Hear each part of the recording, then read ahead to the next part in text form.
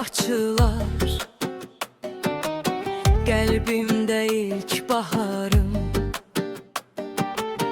gözlərində işıq var. Sənlə doğar sabahım,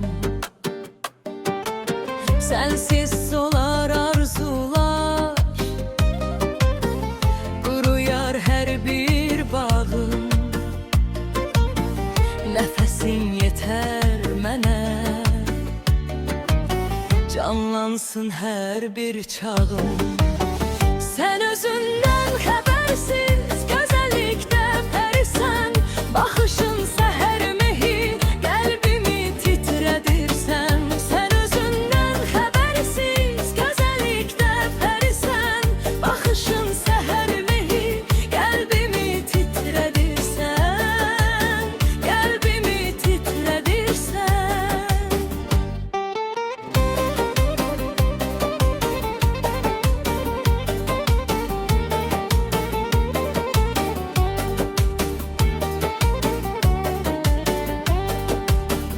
Gülüşün güneş kimi esider soyup canı. Sen olan zaman mənə ömrümün güzel anı. Sen benim, sen saf arzum, gecemde doğan ayım. Həsrətin tək kabusum, bəxtimdə ömür payım.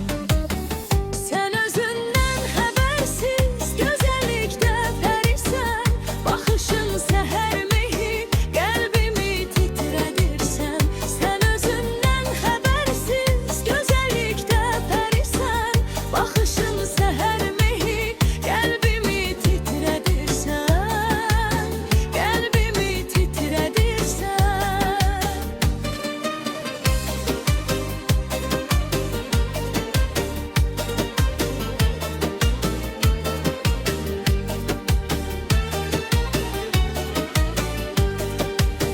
Sensiz geceler solgun, könlüm susar ruh kimi. Ağlaram oğrun oğrun,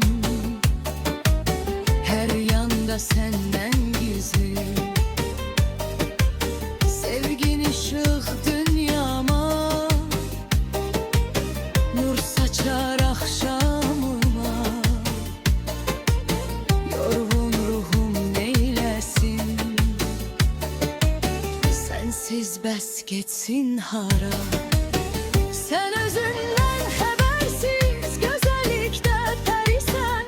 Baxışın səhər mehi, qəlbimi titrədirsən.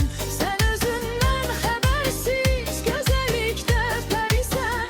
Baxışın səhər mehi, qəlbimi titrədirsən. Qəlbimi titrədirsən. Gözlərin dəniz kimi,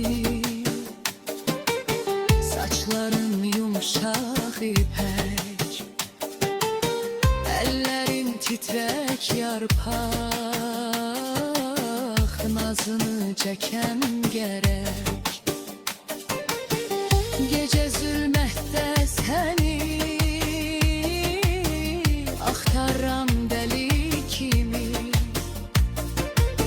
Hicran bırakmır məni, yapışıp zəli kimi.